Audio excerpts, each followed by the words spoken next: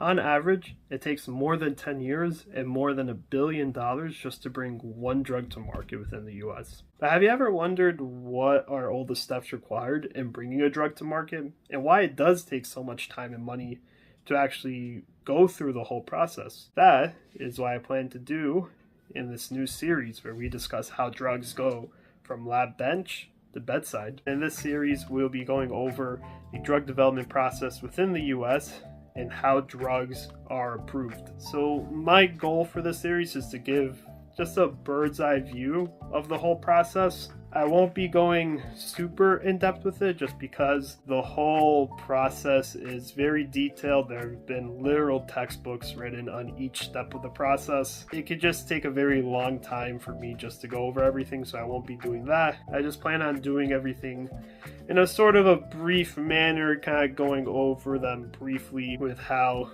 drugs are brought to market. In this video today, we'll be discussing the preclinical phase of the drug development process. But I hope as this series progresses, we'll make videos on the human clinical trials, the relevant regulatory requirements and regulatory approval, manufacturing, post-marketing surveillance, and market access. I also plan on making videos regarding generic drugs and biologic medications and how those are brought to market and how those differ from your typical small molecules. But with that out the way, let's get started. Let's start off with the preclinical phase. We first start off in the preclinical phase with the discovery of a potentially active compound. This can be either a small molecule, a protein, peptide, or antibody, for example. What will usually happen is that a scientist will start off with either a disease state, a disease function, a receptor, or just some sort of target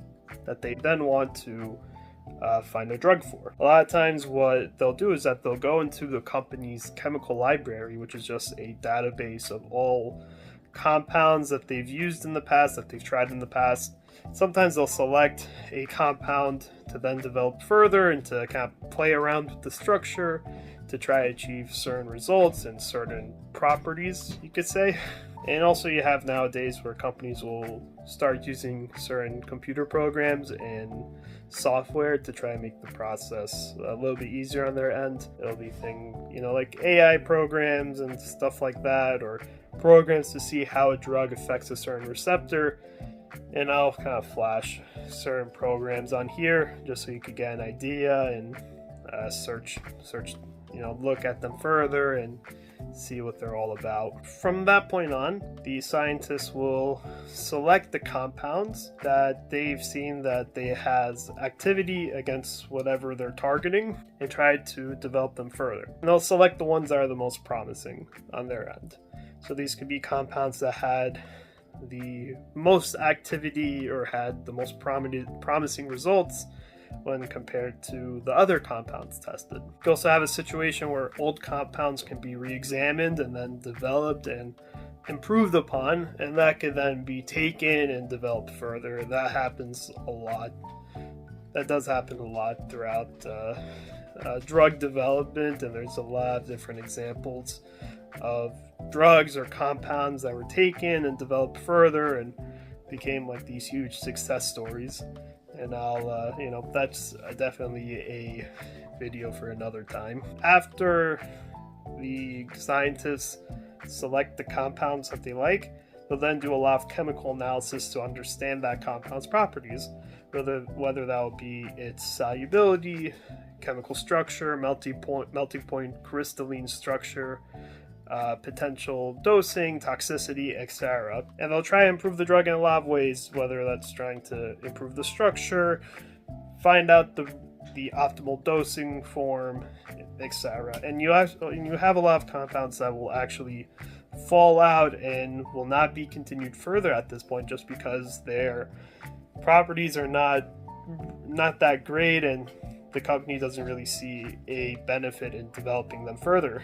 Whether that could be that the product just has a lot of toxicity involved with it that just wouldn't really make sense to try to test in humans, or that it's just kind of really difficult to synthesize, or it's very unstable and you're just going to be spending a lot of money just to try to make the product in the first place, and it just won't really work out. So there's a lot of different reasons why a drug may fall out of this stage and not be developed further. But you also have at the same time that the companies will start testing out different manufacturing processes on a very small scale, on a lab scale. And the thing is that they're doing this now because as the drug hopefully progresses and they start getting into human trials, they need to start producing the drug in a sufficient quantity to actually supply the trials.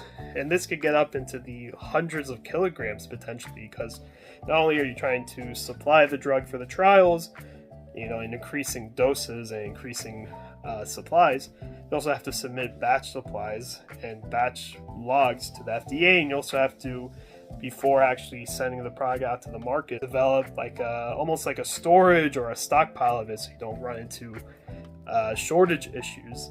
And that's, that was a big problem with Ozempic a while ago, where they kind of ran into those shortage issues and those manufacturing issues. And it's still going on with drugs like Adderall and the amphetamine salts, where there still is a manufacturing and supply shortage going on right now. At this stage also, once a company does decide to go forward with the drug, they'll also patent the drug.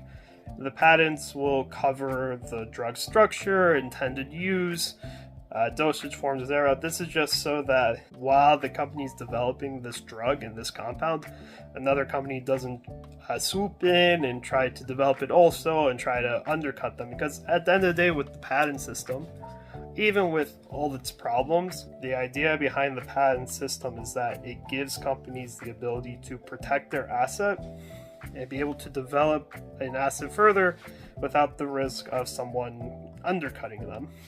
And that ultimately benefits patients and the pharmaceutical industry as a whole, and that companies could manufacture and innovate without having that risk, and you get new drugs that come to market because of that. These patents will usually last 20 years, but they can be extended based on certain practices and regulatory milestones, and that requires its own video.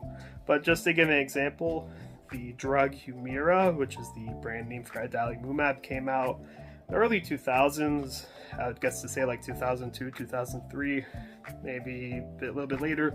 But the first generics didn't start coming to market until pretty recently, even though it was past the 20-year mark for the patent, just because certain evergreening practices and certain things that the company AbbVie did to extend certain patents and to kind of keep their market share.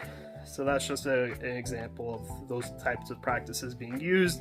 It's controversial, but it's done all throughout the industry. But once we get a good idea of the drug's properties and how to best manufacture the drug, we could then start trying to test the drug within animals. We want to get a good idea of how this drug functions, what's its mechanism of action, and